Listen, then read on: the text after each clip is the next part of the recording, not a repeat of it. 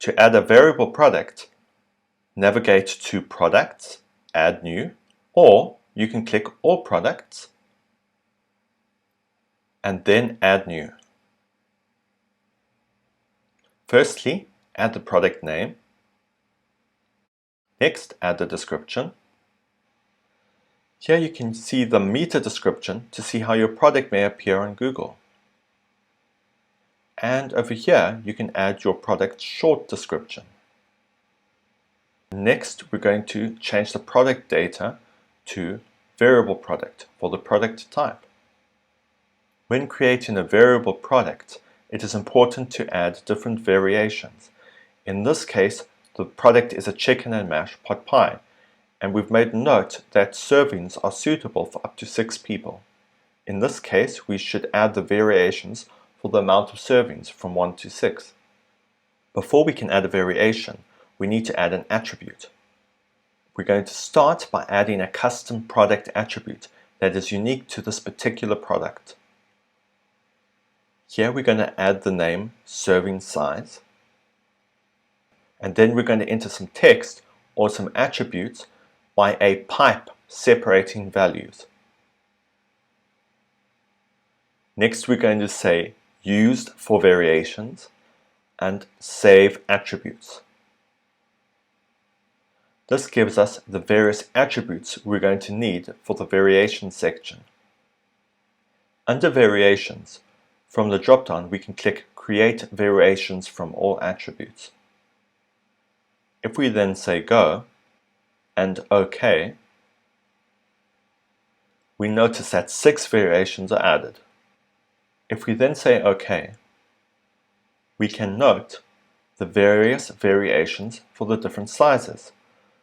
This is a variation for 1 serving size, and this is the variation for 6 serving sizes. Each variation has the option for different stock keeping units, or SKU. In this case, I'm going to use our base SKU with a dash and then a serving size.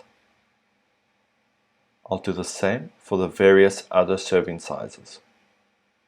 You can have a different image per variation, or you can set your product image at the base product parent level.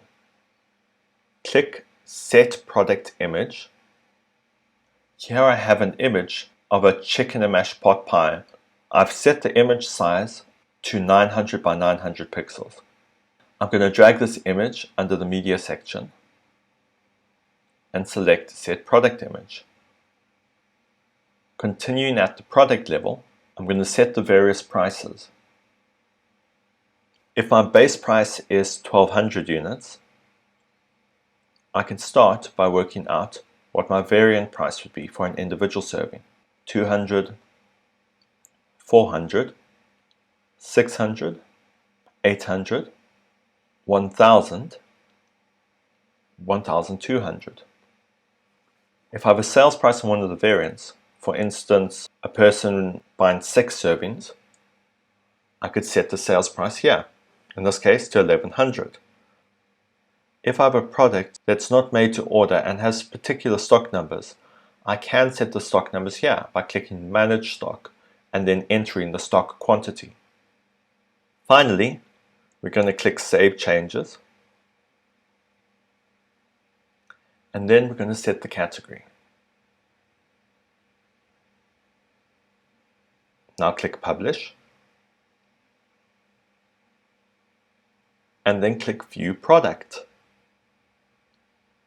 Here you can see the price range and the serving size drop down based on the attributes that you created. If we select 1, you notice the price goes to 200. If we select 6, we can see our base price of 1200 and then our standard sales price of 1100. Additionally, as we selected 99 units under Manage Stock, we can see this value here. This looks perfect.